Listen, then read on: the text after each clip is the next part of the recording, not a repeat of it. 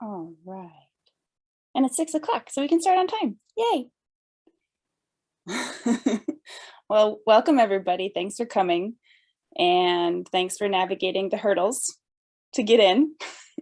This is our kickoff to our local solutions series for 2022. I'm Caitlin Bodla.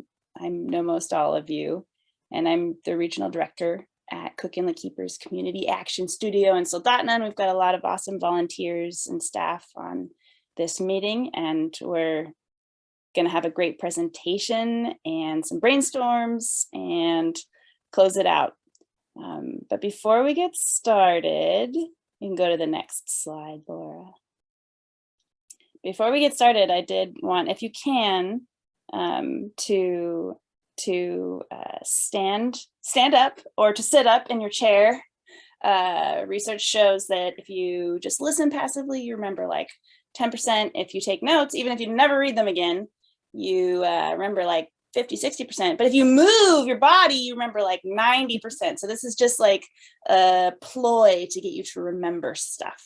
So we're going to take 3 deep breaths together.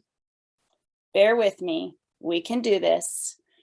So 3 deep breaths. And so let all the air out and breathe in and bring your arms up. Breathe in deeply all the way, and then let out any lingering junk from 2021. And breathe in again, slowly. And breathe out a thank you to yourself for coming tonight. And one more time, breathe in deeply. And then breathe out some encouragement for our speakers tonight. All right, thank you. If you go to the next slide, Laura, it's just a little moment to ground ourselves in where we're at. Tukatnu is the Dena'ina word for Cook Inlet, and it means big river water. And that's our home. And we're here now, and we get to enjoy the place because it was stewarded for thousands of years before us. And so just a nod of thanks and commitment to learn and move forward together to take care of this place. And sorry, I don't know why that disappeared. That's okay. Next slide is fine. Yeah, just our agenda tonight. We're gonna jump in. We've got great speakers to give a presentation about where we've come from with this series, the last successes we've had for our past couple solutions, and then we're gonna look at the top 3 that are on the docket for potentially choosing and doing in 2022. And then after that 30-minute presentation, we'll go into breakout rooms for the top 3 to sort of brainstorm the path of what each of those different solutions could look like. And then we'll come back and have some report backs. And then we'll have time at the end for closing and any announcements that anyone has. So that's kind of what tonight will look like. And again, sorry, I put in some extra hurdles to get into Zoom tonight. So sorry if you had struggles getting in, but I'm going to pass it forward to my former colleague and friend, Laura Reiner, to go through the history of how we got here. All right, thanks, Caitlin. So like Caitlin said, my name is Laura Reiner, and I was previously an organizer on the Central Peninsula with Cook Inlet Keeper. And so I helped organize the original Drawdown Book to Action series. And this series, it kind of came out of, there was a group of folks on the Central Peninsula who initially were having a conversation about the prospect of starting a climate book club. And in the process of brainstorming books, Drawdown was on the list, and it eventually evolved into this Book to Action climate series. So this started in March of 2019, which feels like a decade ago, but it was only 3 years ago. And we started with a meeting kind of like this to kind of kick off, introduce the topic, and then we broke it down. If you're not familiar with the book Drawdown, it's a collection of kind of the 100 best solutions to reverse global warming. And they're very actionable, practical kind of solutions. And so we broke it down into different sectors, and we held a series of meetings, mostly at the Soldotna Library, but we had a few where we went out into the community. For example, the buildings one, we met at Ionia, where they've got some really neat examples of kind of local innovative ways of building with local materials and things like that. So we had this series of 7 meetings. We kicked it off, and then we dove into energy, food and agriculture, transportation, buildings, land use. And then ultimately we came together and looked through all the top solutions we had brainstormed over the course of the series and picked the first one that we were going to dive into. We'll get a little bit more into kind of what that looks like. But I will mention a few things. The series of meetings, we were really intentional about kind of who we invited to participate in those meetings and how we framed the topics in a way that they would appeal to folks who maybe weren't primarily interested in the climate portion of the solution. So for example, with food and agriculture, we reached out to local farmers and people who were concerned about food security. With transportation, we made an effort to reach out to like carts and people who were having conversations about public transit and had been having those conversations for decades. We tried to align that meeting with, they were undergoing the process of kind of evaluating their plan and the community needs. And so we were able to link in with that. With the energy one, we correlated that meeting with the Homer Electric board election. And so we were able to actually hold a candidate forum as part of that meeting. And so we really tried to tie in the topics with other things that were going on in the community so we could get a broader audience of people and a broader group of participants to show up at those meetings and be part of these discussions, people who maybe never thought about coming to a meeting that was framed as a meeting about climate change. And so out of those meetings, we brainstormed this series of local solutions. And I'm going to show a short video next that kind of summarizes sort of the level of action that we were aiming to hit with these meetings. So we opened each one of our community meetings with a short video by a man named Will Grant. And he talks about the 4 levels of action. And he's starting at the individual level. And then you've got kind of level 2, which is friends and family, level 3, which is your kind of local institutions and your community. And then level 4, which is that kind of top-down policy, change the law, sign a petition. And he talks about how in the environmental conversations, we often get stuck at level 1 and level 4. So it's, ride your bike, eat more plants, change your light bulbs, or sign this petition, change the law, lobby your congressperson.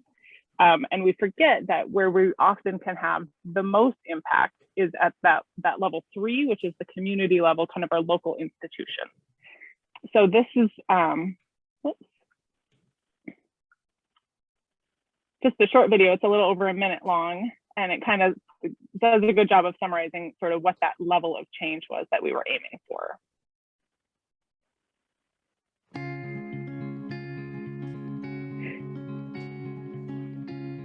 Hi, I'm Kagan Koski, a student from Alaska's Kenai Peninsula. My community is working to reverse climate change. In just the past year, we've brought solar power to tons of homes in our area and started neighborhood composting. To do this, we use the overlooked superpower of middle-out change. Change can start from the bottom up with personal decisions like recycling, composting, and gardening at home. And change can start with big institutions, rewriting laws and policies from the top down. Often, we get hung up on these 2 areas of change. Individual actions sometimes feel too small, and top-down change sometimes takes too long. Our toolkit doesn't look at change from the top down or bottom up, but from a space too many people ignore, the middle out. Keep recycling, but look outside your home as well. Keep signing big petitions, but don't forget the power of your community. You have tremendous influence at the local level. Living where we live and being part of a community gives us all the power for meaningful climate action. Working together with our neighbors, let's unleash climate solutions from the middle out. To learn more and to download our action kit, please visit our website.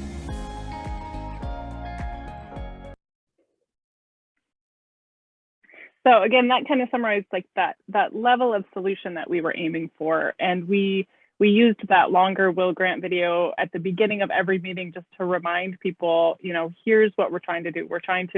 He uses the example of like, you know, putting solar panels on the roof of your local school. It's something that you can accomplish in a reasonable amount of time, you know, maybe a year or two.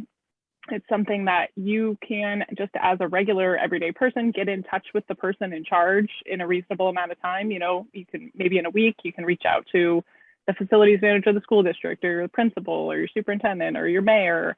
So kind of that's the level of change. And then once you accomplish it, it's something also that it's visible in the community and it's replicable. So you've now kind of created this ongoing visible solution that is happening in your community, and other people can look to it and say, hey, why aren't we doing that? Or how did that group get that done? Why can't we do something similar?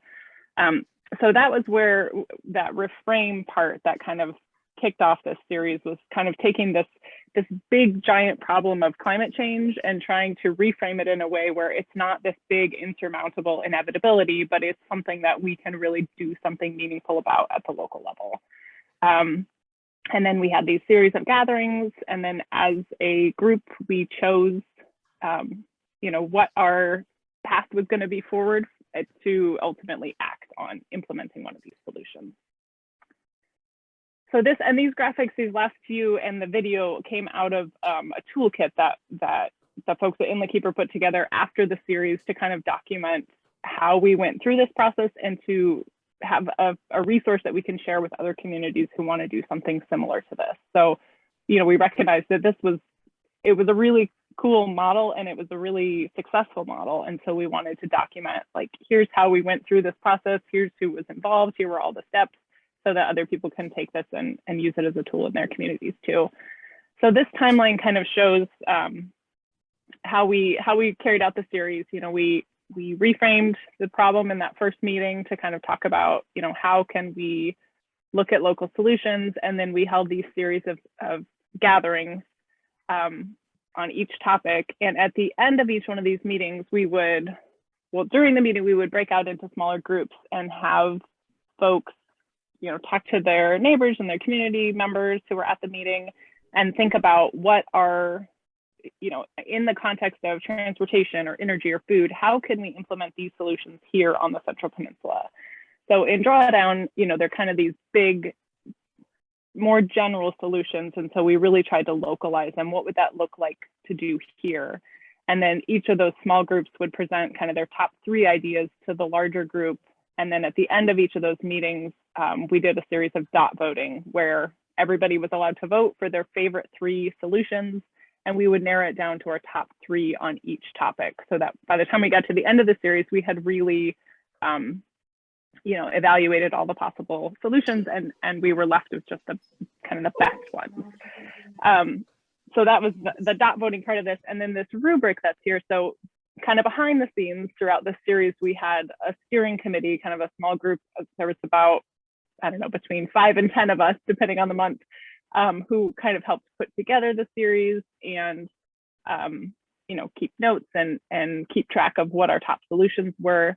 And we used this rubric that's pasted in here to kind of evaluate these solutions and say, are these really meeting our goals for this group overall? So is the solution something that's politically feasible to implement here on the Central Peninsula? Is it something that's going to start conversations in the larger community about enacting solutions? So even amongst people who aren't primarily concerned with climate change, is it something that's self-sustaining, long-lasting, immune to political shifts? So we didn't want a solution that was really dependent on, like, hey, this mayor is really on board with this solution, but if they're gone, it's not going to happen. We wanted to make sure it was something that was durable and long-lasting. Is it something people are going to be excited about getting involved in? Is it visible in the community to help raise awareness about, you know, what we're doing to take local climate action? Is it something that's going to measurably reduce greenhouse gas emissions? And are there lots of different ways for people to engage? So we wanted to be sure that, you know, for example, some people want to literally get their hands dirty, and some people want to keep track of data and make phone calls and organize volunteers. And some people want to go and speak at public meetings and lobby their elected officials. And so we wanted to make sure that each of these solutions had lots of different ways for people to engage. And then these were kind of our like non-negotiables. So if a solution didn't meet these criteria, it didn't make the list, regardless of how appealing it was in other sectors. So we wanted something that it could be done in a year or two.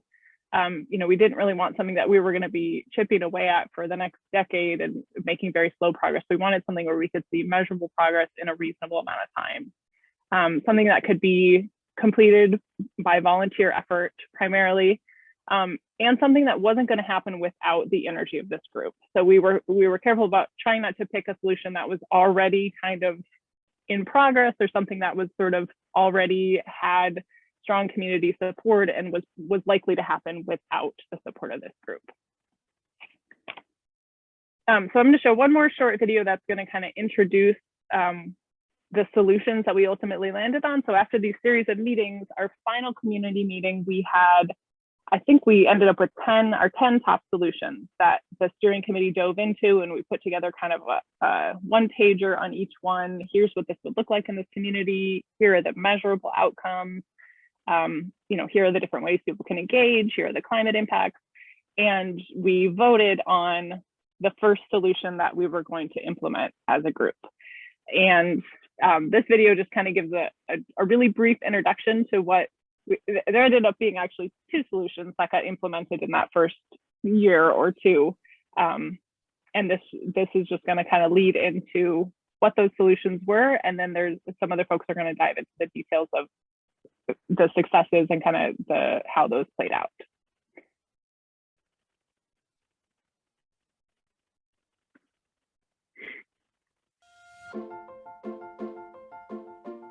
Hi, I'm Heidi Che, a community volunteer from Kenai, Alaska, working with Cook Inlet Keeper and my neighbors on local climate solutions. In 2020, our Solarize campaign brought 500 kilowatts of clean power to local homes and businesses, with more to come in 2021.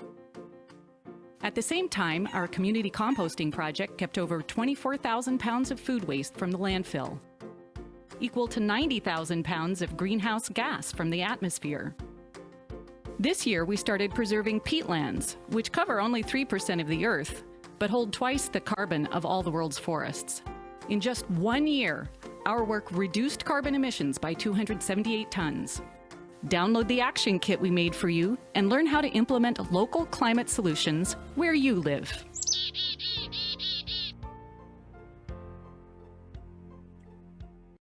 I forgot to do one thing, which was in the chat, please write your neighborhood and what brought you to the meeting tonight, why you're here. Your deep why. Yeah. And the one other thing I'll just mention, the toolkit that was mentioned in both of these short videos, and also Drawdown. If you're not familiar with, if you weren't involved in this the first go round and you're kind of becoming new to this idea of local climate action, the toolkit is a great place to go and look at, you know, a good summary, a little more of a deep dive into the process last time. So it's inletkeeper.org/action kit.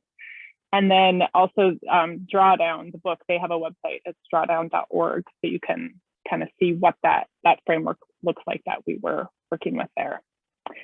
And I'm going to hand it off to Jeremy, who's going to go into our first solution, which was a community compost program. Thank you so much, and good evening, friends. My name is Jeremy Flynn, and I'm from the, I guess we'll call it the Mackey Lake neighborhood. And I have the pleasure tonight of just giving a brief description, which will probably lead to a discussion at some point, on one of our Drawdown success stories, which is the community compost program. Hopefully, most of the folks on this call are familiar with it. But if you're not, by the end of this presentation, you'll be well aware of what we've done and what we're doing into the future. And also, I'd like to save a little time at the end to also explain how folks in our community can, make a contribution to, and I'm not talking financial, I'm talking about, food waste and kitchen scraps. So back in 2019, community compost was selected as one of the drawdown solutions. And then it was, implemented at the kind of the fourth quarter. And then through 2020, it was really a volunteer-led initiative. And as you heard in Heidi's little video there, it sounds like the first year there was about 24,000 pounds of food waste and kitchen scraps actually diverted from the landfill and actually salvaged, what I would consider that to be used in household compost bins to make good, healthy soil full of micronutrients and microbes. And then a large portion of that 24,000 pounds actually went to feed chickens, which, some folks are unaware that chickens are little dinosaurs and they will eat basically anything. And they absolutely love the scraps that are left over after we cook, or if there's any leftovers that are not eaten the next night.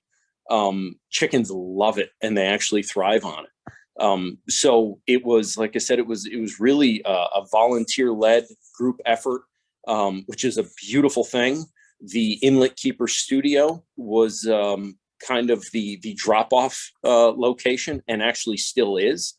And then as the community compost program started to gain traction, that's when we started to get, different restaurants around the area, even some of the small grocery stores on board. So if they had any waste product that would normally just go right into the dumpster, it was actually diverted from the landfill and diverted to the mouths of chickens, which then produced, beautiful, nourishing eggs. So I got involved in, I would say, middle of 2021. I believe it was June. David and Caitlin and Blair Martin from over at Diamond M Ranch, and Tim and a few other volunteers held a wonderful little educational meeting, if you will, at the Soldotna Library. And I brought my three daughters and my wife, and we all went down, returning back to this community after being gone for a while. And so we attended that wonderful evening at the Soldotna Library, and we learned a lot about it and met some new people. And from there, I immediately felt the pull or the calling to become a volunteer. So just a couple days later, I actually teamed up with Tim, and he was kind enough to kind of show me the ropes and show me the process and the different pickup locations and exactly how we were feeding everything to the chickens. And then I took it over from there and thoroughly enjoyed it. It was a wonderful opportunity to meet community members as I was picking up the compost. And you're always met with a smiling face when someone hands you a bucket of, often stinky, kitchen scraps. And then you get to go be, present that to the chickens and the turkeys. Hopefully the turkeys don't chase you out of the coop. But then the chickens are always happy to see that as well. And then each day you would see more and more eggs, and you could actually see how they were thriving on this, as opposed to giving them, standard chicken feed or grain. So shortly thereafter, I think it was a couple weeks later, a small group of volunteers got together because actually Caitlin made us aware of this, that there was a USDA community compost grant, which is amazing. So with relatively short notice and again, just really volunteer staff, what we ended up doing was submitting a grant application. And it was a real team effort. It was one where we were truly burning the midnight oil, and we sent it in. And I hate to say it, but I thought, well, that was a good practice, but I didn't think anything would come of it. And then later on in the year, we found out that we were actually accepted. Our grant application was accepted, and And now we actually had a funded community compost program. So that's actually separate from Cook Inlet Keeper. So it's its own business at this point, which is amazing. So not only do we have a now funded community compost program, but we're planning on using the funds from that to actually start a community-based business and hopefully create some jobs in the near future. So as we're going through the slides here, it's always nice to look at numbers to see exactly how successful it is. I can sit here and say this is a successful program, but hey, let's dive into the math. So last year we were actually able to collect and divert over 120,000 pounds of organic waste, of whether that be kitchen scraps, or even mass quantities of fish during the dip net season. So this in 2021 we teamed up with Diamond M Ranch. They're always great members of the community and always willing to volunteer, especially for a great cause like this.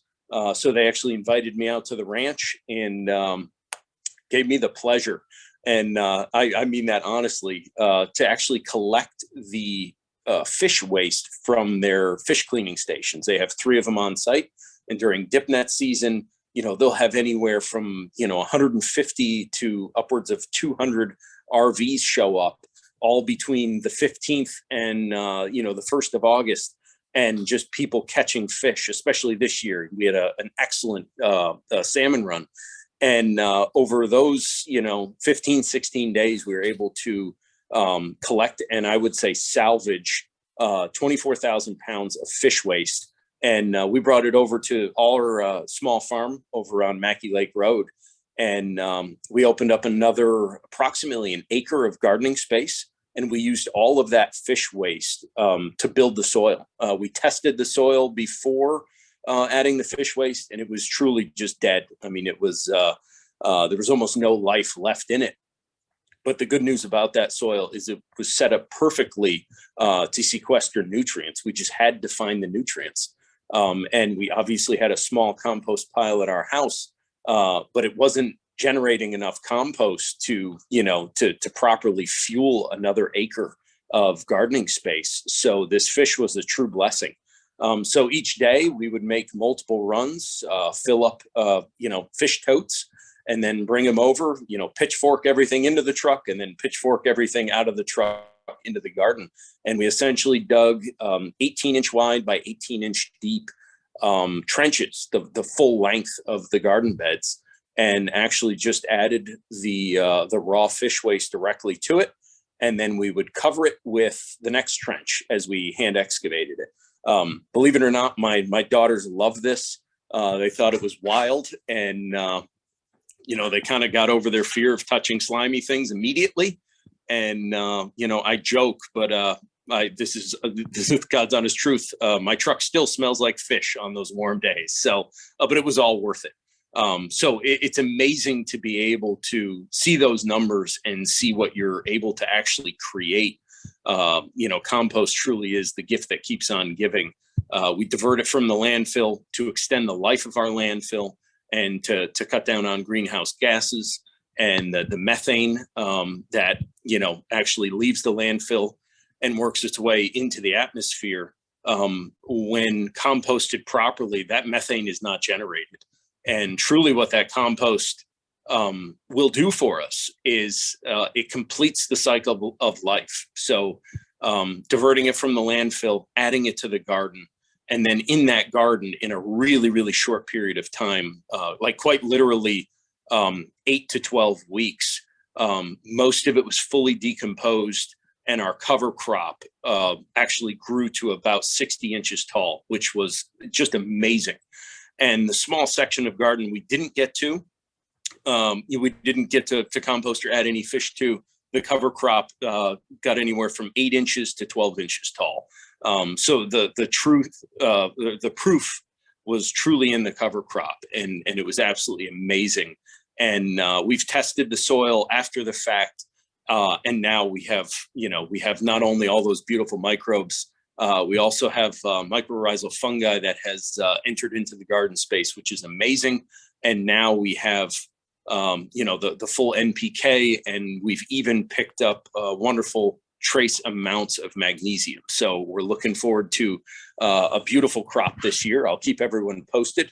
But this practice is scalable to all of our farms, and all of our household gardens. And, I offer my contact info to anyone who's interested in this, so we can keep this effort alive and keep it going, because I fully hope my children and my children's generation, their friends, can pick up where we leave off and can take this initiative into the future. And that is all I have on compost for now. One thing I would love to add is, in case someone is not aware, I know we have folks joining from all over our beautiful community, this peninsula. Anyone who is currently not composting and would like to, it's really as simple as contacting me or dropping by the Cook Inlet Keeper studio and grabbing one of our beautiful 5-gallon buckets. Some of them even have nice artistic designs from some of the kids, and just filling that bucket with your food waste, your kitchen scraps, and then dropping it off there. And if for any reason you're on the Kenai end of town or down in Kasilof, one of our other locations is over actually at the Diamond M Ranch, which is basically at the corner of Bridge Access and K Beach. And yes, someone in the Tim actually, when I say kitchen scraps, that's meat, that's everything. If you're cleaning out your freezer and down at the very bottom you have fish from the 70s or whatever, bring that. They love it. They absolutely love it. And it does not change the flavor of the eggs. And just some actual evidence, and this is obviously N of one evidence because it's just something we're doing on the farm here. But when we switched the chickens off grain over to compost, I've been kind of messing with their diet in a nice way. And we've been adding animal-based protein and a lot of animal-based fat to it. People have been dropping it off. I'm actually going to all of the meat processing plants now and grabbing their waste, because believe it or not, that also goes to the landfill. And our chickens now are producing double the eggs they were. And oftentimes our chickens will actually stop producing eggs in the wintertime. And earlier this afternoon, I just pulled 22 eggs out of the coop. And that's not bad. Based on we actually have 25 chickens here. So that's amazing this time of year. So it actually does work, and it works beautifully. Thank you so much, Jeremy. It's such an amazing project, and there's so much more we could talk about. We're running a little behind time, so this is my cue to the rest of the presenters to keep it snappy so that we can have time to brainstorm. Take it away, Ben and Tim. Well, so earlier when we were giving the overview, you heard us say that we were originally planning to do one project, but as we were deciding this, there was a series of federal tax credits for home and small business solar that were set to sunset at the end of that year, and that was an opportunity we couldn't really let pass by. So we ended up doing two projects simultaneously. There was the Compost project that you just heard about, and Solarize the Kenai, which was cooperative buying for home and small business solar. And what that means is that we got discounts from solar installers by pooling the buying power of different people who were interested. We had people join a list, and some of those people volunteered to write a request for proposals, seeking proposals from solar installers. That we would then evaluate and choose one to serve the entire customer pool. So that that helped the installers by lowering their marketing and logistics costs, which let them offer solar for less. And because they were all competing for this customer pool, they had incentives to provide further discounts. So What that ended up doing, next slide, please, was getting us.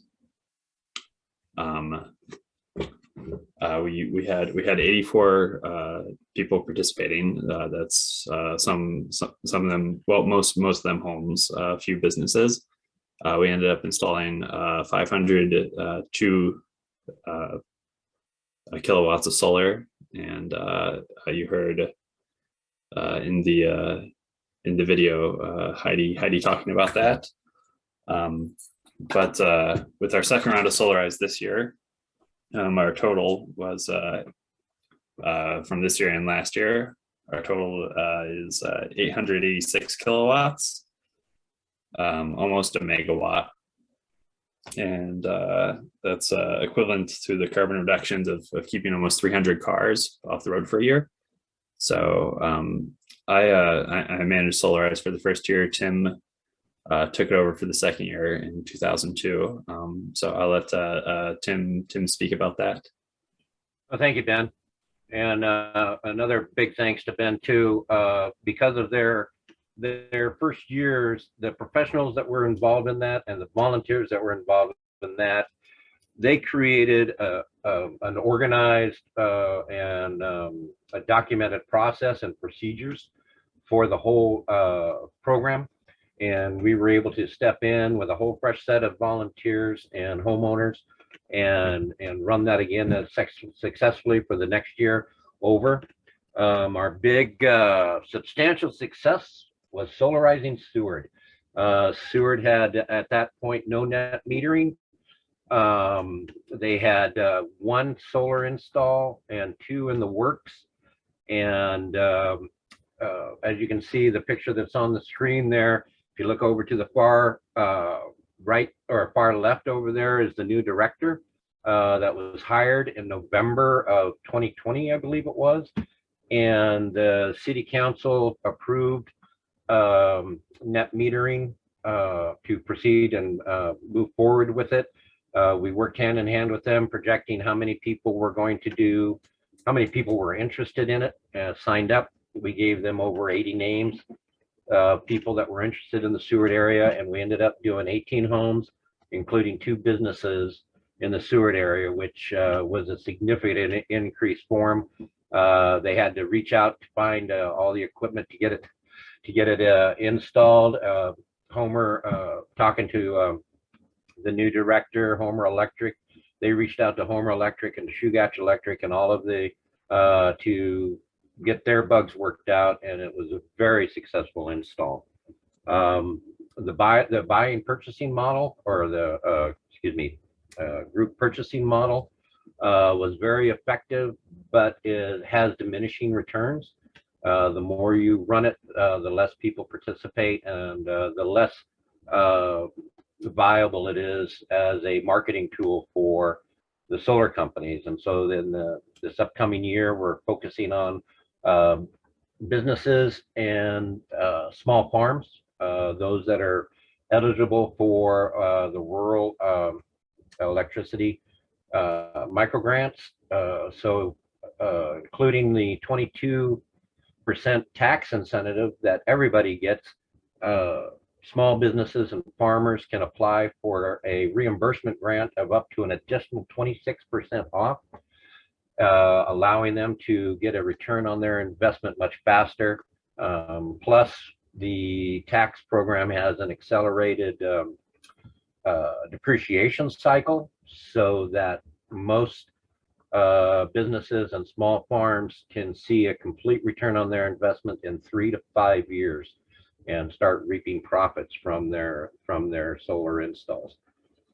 That's kind of wraps it up for where we're at. We're in a learning phase, and so we're looking for any volunteers or input, people that have had experience with the REAP Rural Energy Grant Program. And so please give us your information. Solarize the Kenai, we have a website and email, so just let us contact us, and we'd be more than happy to hear from you. Thank you. I'm complete. Awesome. Thanks, everybody. So now we're going to dive into what's next. And we've got 3 solutions on the docket that we've done the first 2. And in our top 5, as that was evaluated in 2019, these are the next 3.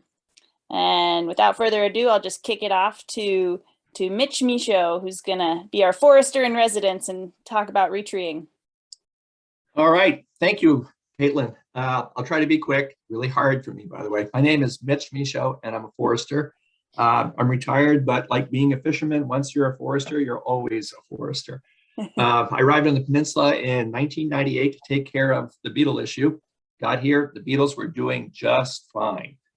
We had a tree problem, but we had a major problem with how people were actually reacting. I call myself the tree therapist. Started planting trees at the age of 10. Never really liked it when I was 10. It's 50 years later, and I'm still planting trees. Let's start at the beginning. Historically, the world at its max was covered in 6 trillion trees. And at the height of the Industrial Revolution, we had actually gotten rid of 2 trillion trees. That left us with 4. And today, we only have 3 trillion trees standing. And you probably heard about the Million Tree Initiative. Everybody did, even Donald Trump picked up on it. But the initiative is to plant 1 trillion trees across the whole world. And folks at a university in Bern did this, and it's a great paper to read, and it went viral essentially.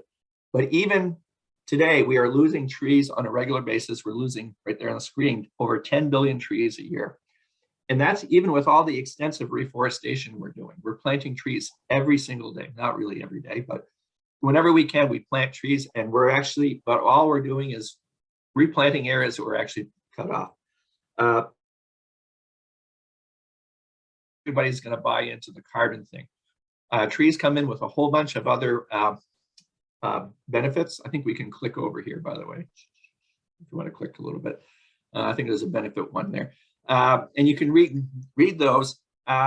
Something that's not included, or property values. Homes with trees do so much better. You see my apple trees there? Those are the ones I planted. I found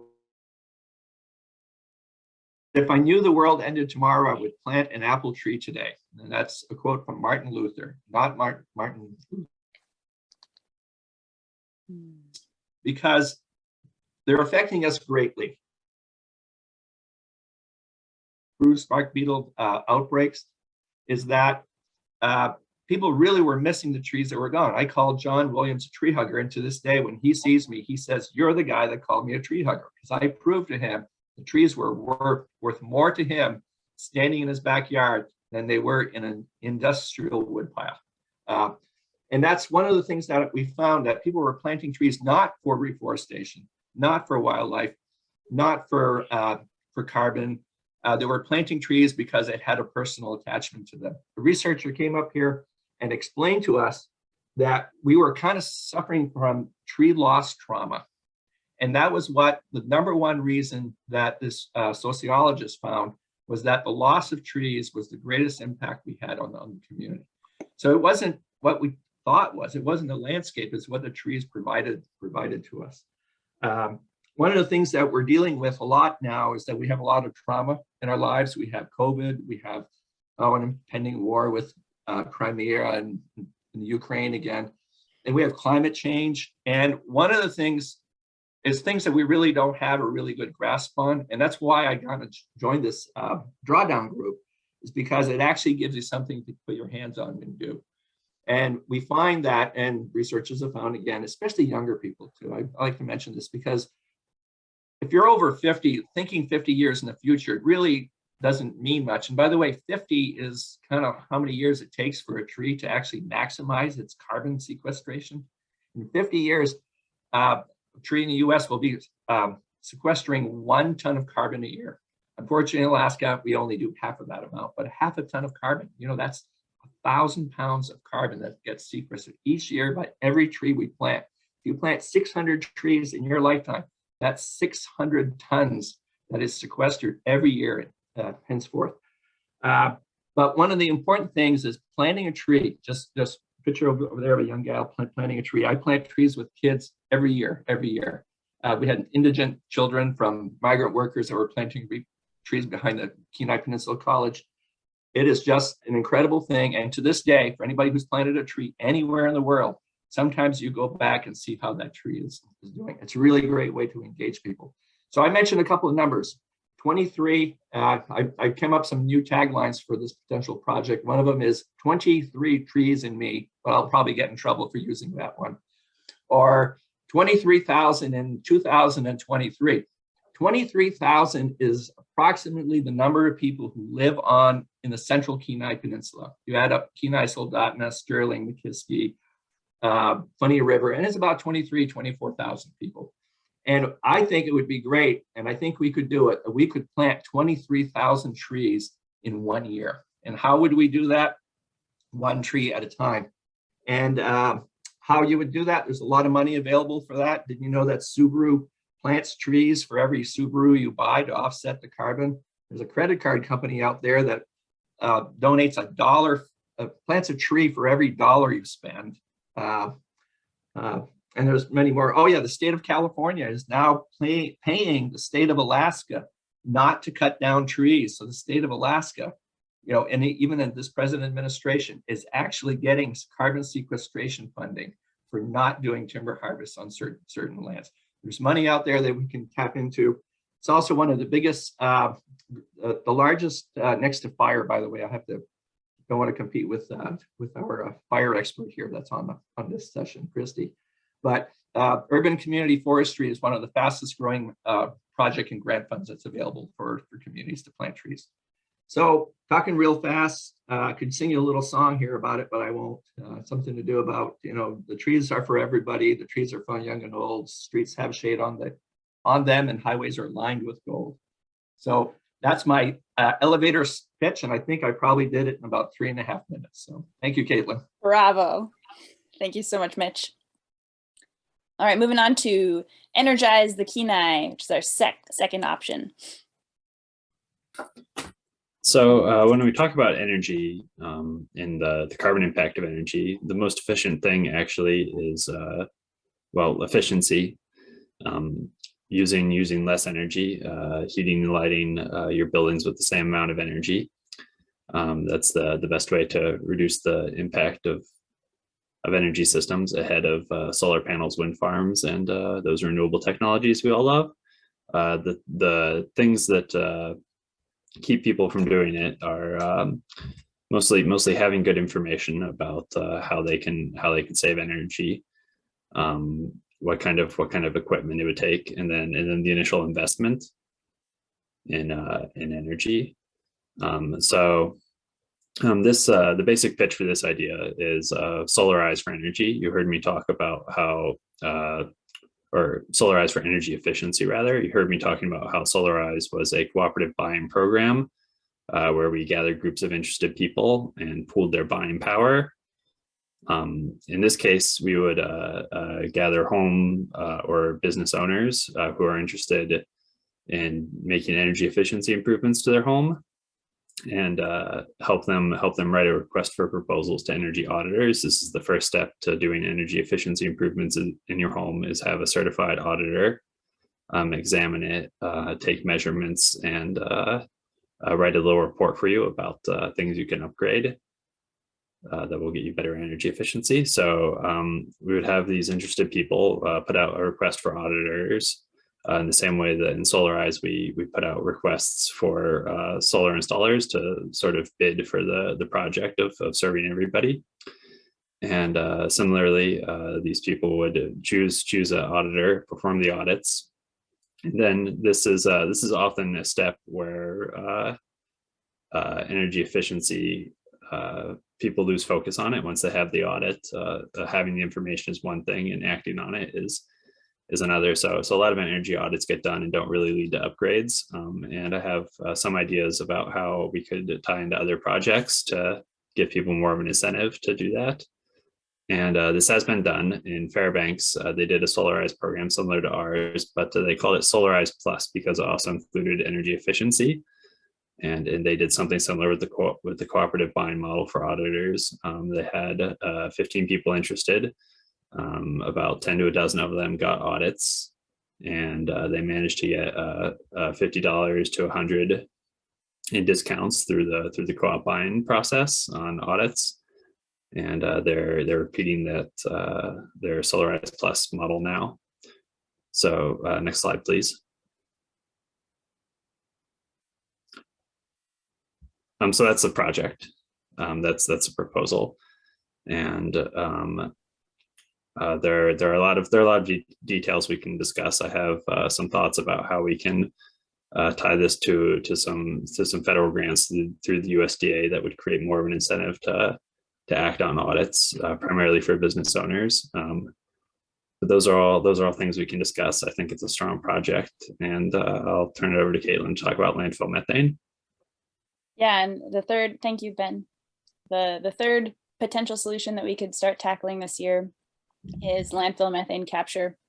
And the folks who at HEA and at the borough who are proponents of this, basically it would be capturing the methane that our landfill emits at the Central Peninsula. And it's kind of a win-win-win. It would basically, they have the infrastructure, the pipes kind of under the cells already in place, they just actually aren't capturing it yet. And the EPA requires them to boil off the landfill juice called leachate. And that's what you see steaming out sometimes by the landfill. And the methane could actually, we could capture that and have a cheap source of electricity, which is good for ratepayers, which most of us are. And also, we currently have to burn that stuff off, but we pay a big natural gas bill, like over $1 million a year to NSTAR to boil that stuff off. When we could actually just use the waste heat from the methane capture to boil it off for free. So in essence, that would definitely lower the borough's operation cost for running the landfill, which is over $7 million a year. It's like the second biggest expense after schools. And then, you know, methane is anywhere, depending on who you ask, it's 25 times to 80 times more potent than carbon dioxide. So making sure that stuff doesn't go out into the atmosphere is really good. So win-win-win. Next slide. This is just a map of the landfill. You can see it's just a tiny little power plant off on the side there by the leachate evaporator that's already there. And then the next slide just kind of talks about, there's a lot of these, let's see. Oh yeah, what would this project actually look like? So right now HEA is, they put in a grant to the Alaska Energy Authority to help fund this project. It would be expensive. It's like $12 million to build the thing. And the borough's been studying it for 5 years at least. And the barrier has just been the cost, even though that, you know, it's going to be a cost savings in the end over the long term. So our role would be to push the citizen push and support and potentially help the borough get funding, like we helped the borough get funding via the Compost project. That money actually came through the borough with a lot of help from the Resilience and Security Commission, which is this advisory commission at the borough, which any of you could sit on and do a lot of good. So that's kind of how it would work. It'd be a lot of education and citizen push. Next slide is just, these things are pretty common in the lower 48, and then up at J-Bear, Joint Base Elmendorf Richardson, they have a 7 megawatt landfill gas generator that I think was installed in 2012. And so it works, it's great, we should do it. Yeah, let's jump in now to, before we go into breakout rooms, I want y'all to get up and give the speakers a standing ovation. Take yourself off mute and just go like, yay! Everybody off mute so I don't sound like a super weird weirdo clapping by myself. Yay! Yay! Nice job, everyone. It's like being at a music concert, sort of, but different. All right. Thank you. Yeah, thank you everyone so much for listening and for presenting. We're going to dive into breakout rooms. So vote with your feet, whichever one is like interesting you most right now. We're just going to brainstorm how these solutions could actually look in our communities. And I've renamed the wine, beer, and lemonade breakout rooms into retreeing, Energize, and methane capture. And you can walk there yourself, or I can assign you.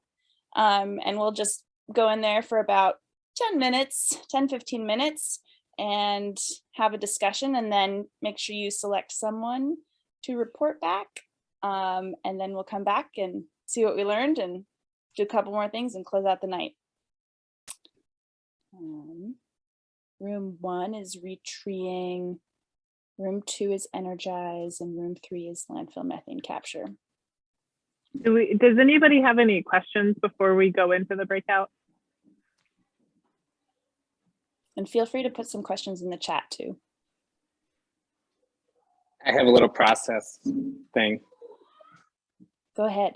I'm multitasking and making a big batch of homemade tofu here, so I won't be able to participate in a breakout room. And I could go into a bigger room so they're not a man short and listen, or I could just stay out of them and we join in 10 minutes. Oh yeah, just listen, be a fly on the wall. Do whatever you want. Thank you all. Of course. Hey, Caitlin, I can't find the chat, the rooms again. Yeah, either can I.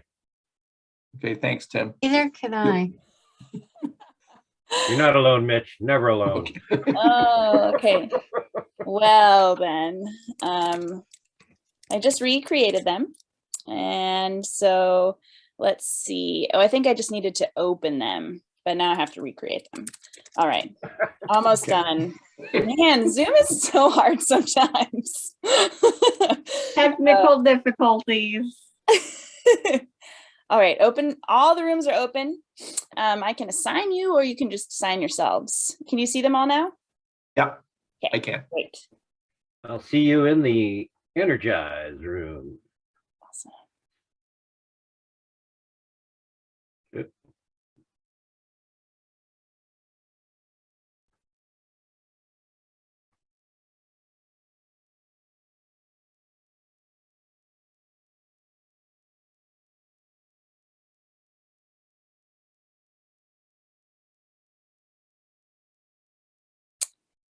Ooh, let's see. Caitlin, do you want to pause the recording during this part? Yeah, good idea. I'm back. Welcome back. I hope you had a great brainstorm. Yes, we did. Yes, we did. Good. Oh, you've got a countdown going. I didn't know you could. Learning so many Zoom tricks here. Just never stops learning.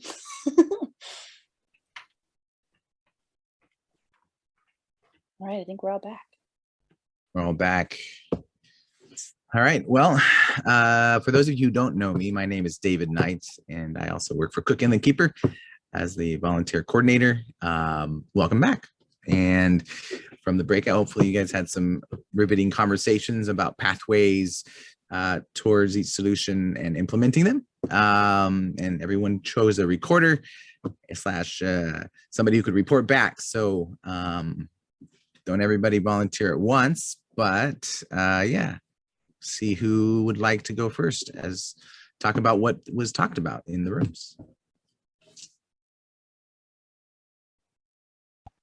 Or I will pick one. Yeah, I'll do it. I'll do it, Dave, before I forget, because we did choose a recorder in my group. So okay. We couple of really good things came out of this. Some good ideas. There was a big educational push. The idea that not only do you have to just provide trees, you have to provide people with education about the tree, how to plant the tree. Planting the tree on the right site. I told the group we have a wonderful program in Alaska now with a real live body called Project Learning Tree. It's coordinated by a woman named Molly Gillespie, and she's the statewide Project Learning Tree coordinator. And that could be a resource we could also get. The the always asked question is, do we have to plant spruce? That's always, is this going to be another problem we're going to have? And I can't answer, which is, it's my story and I'm sticking to it, is that the spruce trees, when they're very young, don't get attacked by spruce. Spruce beetles are always here. And it's more of an issue when we have severe climate change, when the trees are stressed, and also when the trees are really old. We talked about other trees that could be planted. I'm trying to think what else came up. What kinds of trees to plant? Blue spruce came up. Actually, I'd offer that as an option. Black willows and maybe Japanese bush spruce. Okay, all right.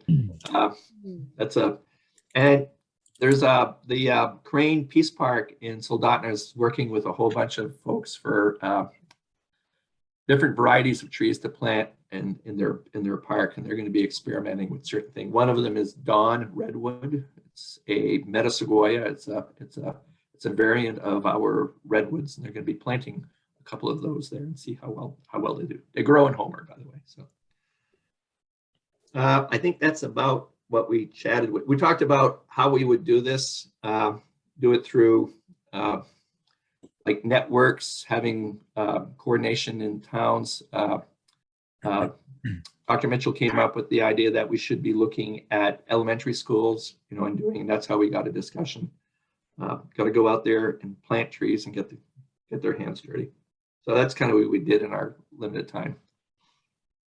All right. Thanks, Mitch. Thanks, Retreating Group. Who would like to go next? Energize the Kenai or Landfill Methane? Energize the Kenai. Okay. Who is the reporter who would like to report on that room? Ben. Because he was a reporter at one point in time. Got it. Is he on there? Is he still on? Yes. Still Oh, there. okay. Couldn't hear him. Yep. Well, one thing that we talked about was the different possibilities with homes versus businesses. The REAP grant, which is the USDA grant that I mentioned for businesses doing efficiency upgrades, is a pretty intensive process. We talked about different opportunities for sort of lowering the threshold and making that easier for businesses. And then on the sort of home efficiency side of things, we talked about maybe having a sort of DIY home improvement co-op for different people who want to do home improvement things. This would be a sort of peer-to-peer self-learning sort of thing, and also sort of pooling the work of different homeowners. And there are a number of different sort of co-op buying opportunities built into that, and efficiency might be one of them.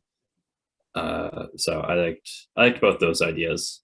All the ideas were good. It was a good session, and that's what we did. All right, thanks, Ben. Next one was the Landfill Methane group. Who's reporter for that group? I don't believe we set one, but I guess I'll jump in. All right. Yeah, it was I thought it was a great little breakout session. It was actually super informative. We were blessed with Heidi, who had a bunch of information. So we're literally not starting from zero. There's already reports and engineering and even some infrastructure in place in the landfill. Should this be kind of the next step for us? A lot of work has already been done, and kind of the conclusion we came to, if we want to call it that, is, the next steps would be kind of getting some FaceTime with some local representatives and, some of the groups to really kind of push this thing forward. And then we also discussed kind of really high level, but potential funding sources and kind of what this would look like step by step. So I thought it was very encouraging, super informative, and it was a great little group of some deep thinkers. So, All right. Well, thanks everybody for the breakout session and reporting back. Kind of our next steps here on this slide, we have the series. So the solution series will continue for the next few months. So what you see up there is we're going to get a little more into each one of these solutions. Starting February 24th, we'll meet at the Soldotna Sports Center. If you would like to attend in person, we'll keep an eye on kind of that situation. But we'll have kind of a hybrid, so you can attend via Zoom, and hopefully we can do them in person, and we'll go over that then. And then March 31st, we have scheduled to be at the library, Soldotna Library, for retreeing. And then April 21st, the landfill methane solution at the Soldotna Library as well. And then Cinco de Mayo, hopefully we can have a kind of a solution selection party where we'll have tacos and celebrate that day and kind of come together, and hopefully we'll be able to be in the sunshine, and it'll be a great time where we can just kind of wrap this up. So that's our next steps. As far as going forward, I want to say again a special thank you to all the presenters today, because they put a lot of research and time and energy into it. So thank all of you for what you've done. And it's very special thankful for everybody who attended tonight via Zoom, and taking time this evening just to kind of go over all these solutions and the scope of them and what we've done in the past and what was successful, and coming together as a community and kind of first steps into this solution series. If you guys have any questions or you want to talk more or ideas, there's our contact information right there, and you're more than welcome to come see us. Contact us any way you want. We're more than happy to sit down with you and talk with you guys, and listen to your ideas. And again, it kind of takes a whole community, so thank you so much for that. And the next slide is, as we're going forward into the next few months here, take some time to look at some of the drawdown.org has more information about drawdown. Regeneration.org is also a great resource to look at some of the things we've been talking about in climate change. The other thing you guys can do is spread the word. Bring your friends, talk to your friends and family. This will be recorded, as you guys know, so it'll be on our YouTube channel. Maybe tell people to go there and check it out if they're really interested. Again, this really affects our community and our neighbors as well. And I know a lot of my neighbors and friends who are interested couldn't make it tonight, but they would like to hear some of these solutions and they'd like to be part of that. So pass that on, and then just be thinking about your favorite solution, and just take that further, and as we choose, and make sure that that's the one we want to do. And then we'll come together and we'll act on this, and we'll implement another great local solution. And with everybody here and everybody's help, I know that we'll be successful in that. So just kind of wrapping up now, because I know we're kind of getting there on the end. Are there any community announcements that anybody would like to talk about, or that relates to climate change or the solutions that we're doing? Now would be a good time. You can also put it in the chat and put those announcements in there. So just thought I'd give a moment for that. Well, I'd like to let everybody know that we have a series we're doing called Repower the Kenai, which is about HEA's renewable goal.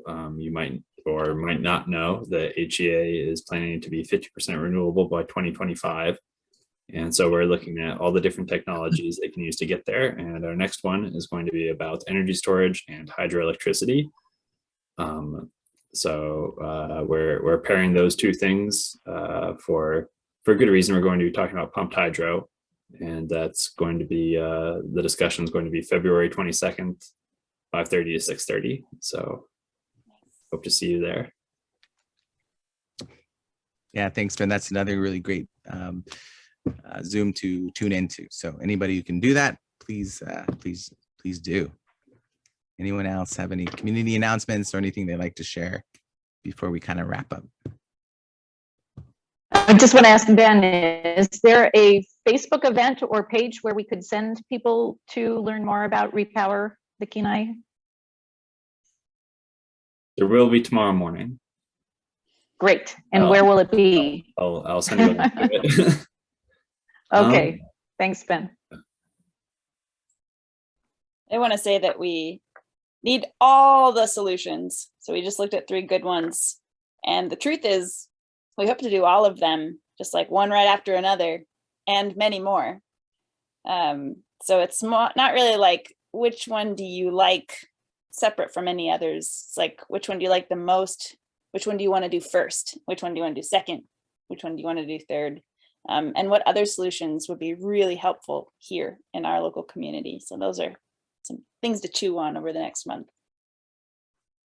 Yep. All right. Well, if no one has anything else to add or comments, or I think that wraps it up, Caitlin, for tonight. So again, just a reminder, on the 24th of February, same time, different place, but we will have a Zoom website as well that you can register for. We'll get those kinks out a little bit, and yeah, maybe not so many Zoom restrictions, just like yes. a little bit. Yeah, thanks everyone for joining tonight.